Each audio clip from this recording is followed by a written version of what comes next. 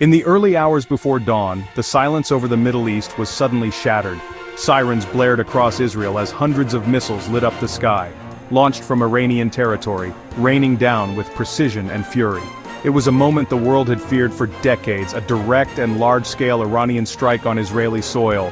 And, it wasn't just another exchange of fire between regional proxies. This was a full frontal confrontation between two of the most bitter rivals in modern geopolitics, with the United States watching, calculating, and inevitably being pulled deeper into the chaos. This massive barrage, confirmed to include both ballistic and cruise missiles, came just days after a highly coordinated attack, allegedly by Israeli forces, targeted Iran's nuclear facilities in Natanz and Isfahan. Satellite imagery showed large craters and plumes of smoke rising from some of Iran's most sensitive sites. Although Israel neither confirmed nor denied involvement, Iran had no doubts. The attack on their nuclear infrastructure was perceived as a red line crossed, an existential threat, and they responded.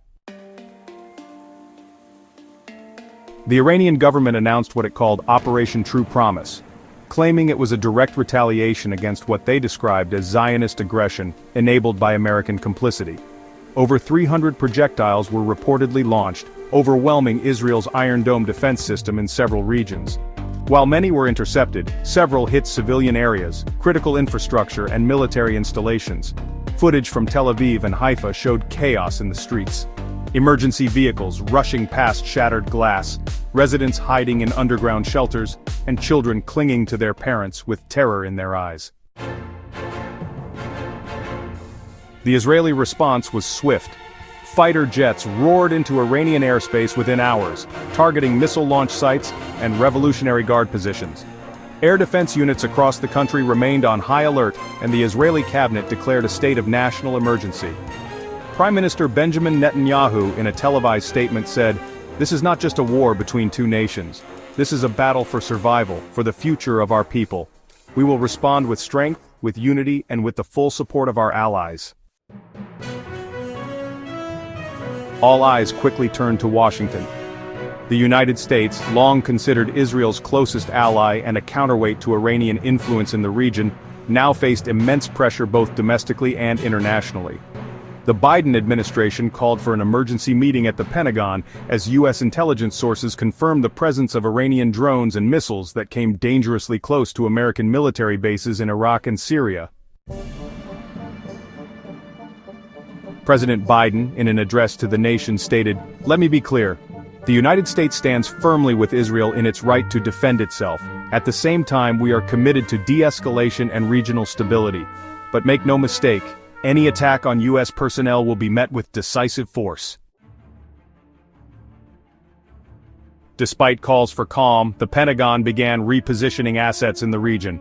Aircraft carriers moved closer to the Persian Gulf. U.S. troops in the region were placed on high alert. The red line had been drawn, and both adversaries knew it. If American soldiers were harmed, the U.S. would enter the conflict not just diplomatically, but militarily. The broader implications of the Iran-Israel conflict now extend far beyond the borders of the two countries. The Iranian-backed militias in Iraq and Syria began launching rocket attacks on United States outposts. Hezbollah, Iran's most powerful regional proxy based in Lebanon, opened a second front in northern Israel. Meanwhile, Houthi rebels in Yemen threatened to attack Israeli and American vessels in the Red Sea. The entire region was spiraling into a wider war, with fault lines reaching across the globe. International responses were mixed. European leaders urged restraint, yet acknowledged Israel's right to self-defense.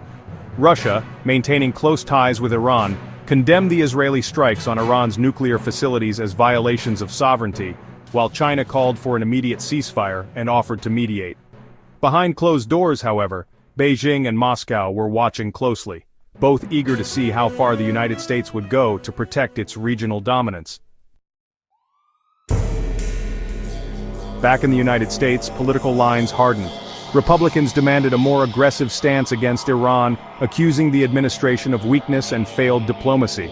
Democrats called for diplomacy, wary of a full-scale war in the Middle East, knowing the ghosts of Iraq and Afghanistan still haunt the American public. But one thing became clear to every American watching the news unfold: this wasn't just over there anymore. Gas prices spiked overnight. Cyber attacks traced to Iranian-linked hackers disrupted banking systems and airports across the East Coast. Protesters filled the streets of major cities, some waving Israeli flags, others condemning U.S. involvement. The homeland was beginning to feel the tremors of a war 6,000 miles away. As the missile smoke settles temporarily over Tel Aviv and Tehran, the world watches with clenched fists.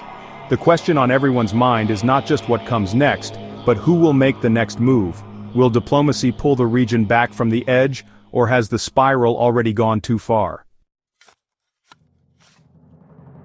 As Iran launched over 100 ballistic missiles and drones toward Israel over the weekend, the United States took a pivotal defensive role, positioning missile defense systems in the region and deploying naval resources to support Israel's interception effort.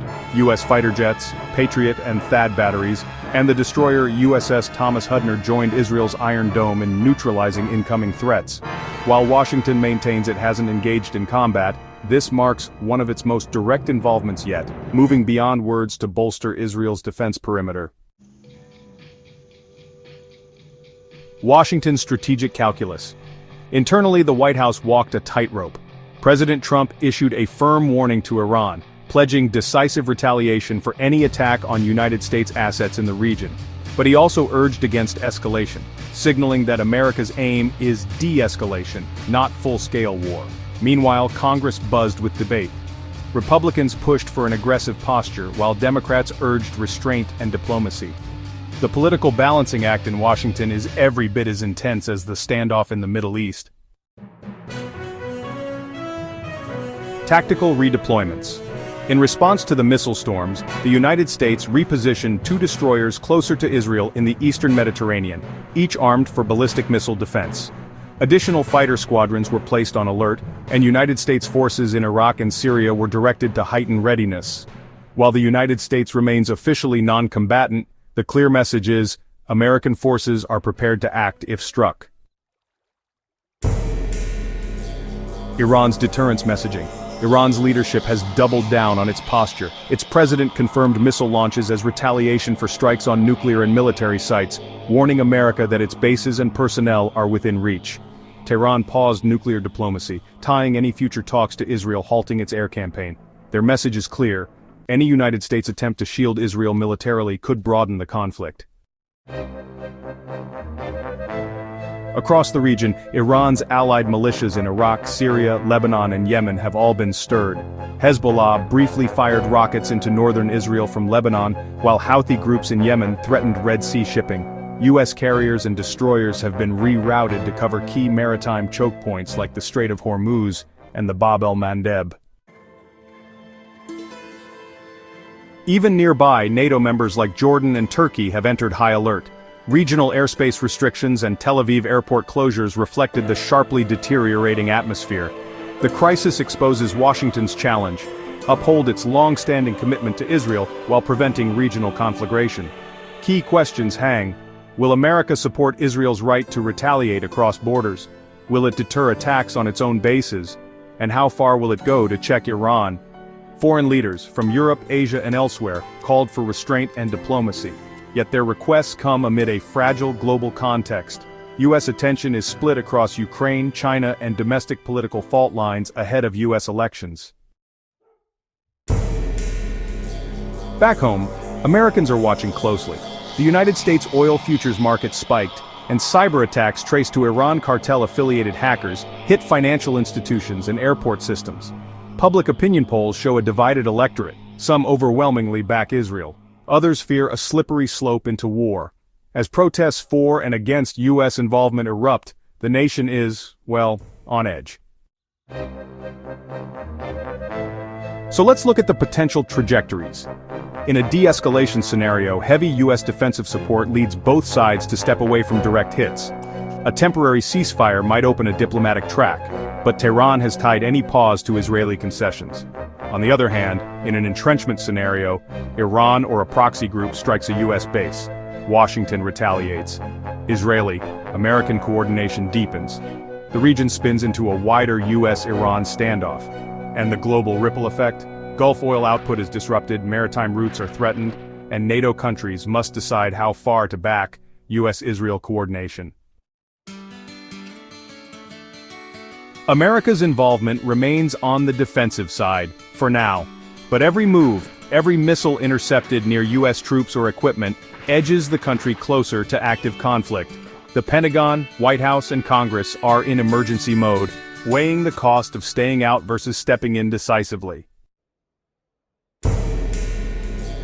No one knows what level of pressure or tragedy it will take before clear action follows. But after this weekend, it's undeniable. The US is no longer just watching from the sidelines. The key questions for Americans today are, how far is the US willing to go to defend Israel? What are the limits before Washington gets directly involved? And how can a superpower contain a regional war without sparking a global one?